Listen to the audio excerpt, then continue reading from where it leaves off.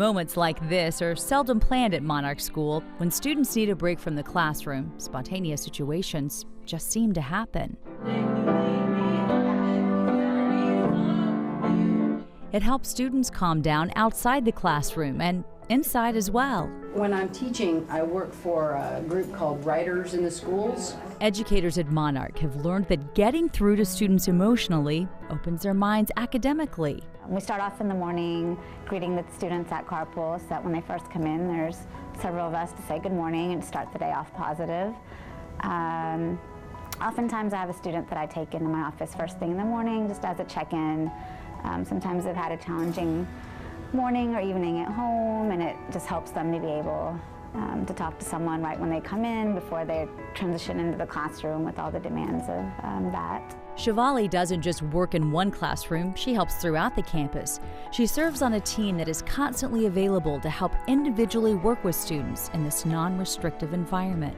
Point to Doug. Sammy, where's that dog? Dude. Oh my goodness. Children in the Chrysalis program at Monarch are learning to become more independent. They often work one-on-one or in very small groups with their teachers. Ooh, good job. You take a deep breath. Fox 26 reporter Greg Gruken's son Garrett is a student here.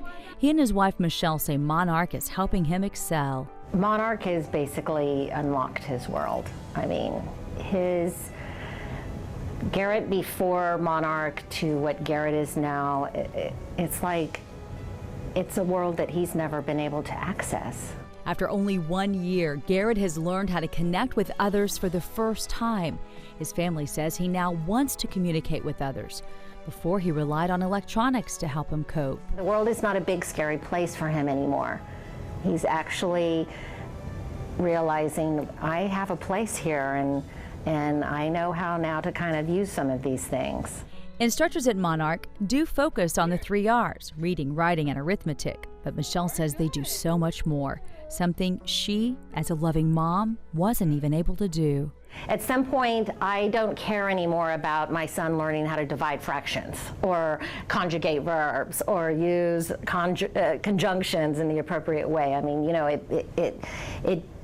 I see the importance of learning these coping skills because life is going to continue for him, and there's you know, employment to think about and independent living to think about, and what Monarch is able to give him right now are those exact things. How are you going to handle yourself when the situation's getting a little stressful? And, you know, before he would just explode and just run away. Well, you know, that's not really going to help you to have any kind of independence in your life. Michelle says Garrett didn't know how to tap into his hoping skills before.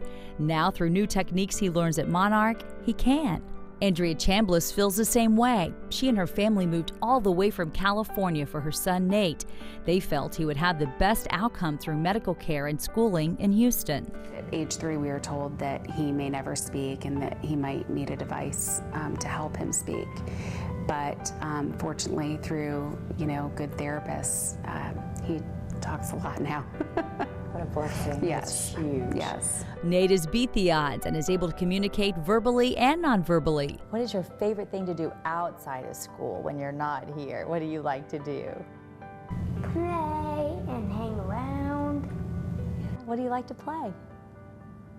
And my toys. These are the years when we have a chance to make a difference for him, and I can't imagine not doing it. The head of school at Monarch enjoys witnessing the parallels of Mother Nature as children in the Chrysalis program develop and grow and prepare to enter the butterfly program.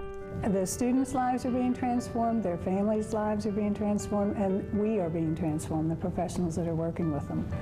So it's just a fun place to be, and we see miracles every day. I don't know if he'll ever live in his own apartment or go off to college, but we're going to try, and he's going to have that opportunity. I don't think there are really any limits. I mean, I hope there aren't any limits. Nate often shares his emotions now, even sneaks in a kiss from Mom, who deeply believes in him, who makes personal and financial sacrifices for him, just like so many other parents with children at Monarch.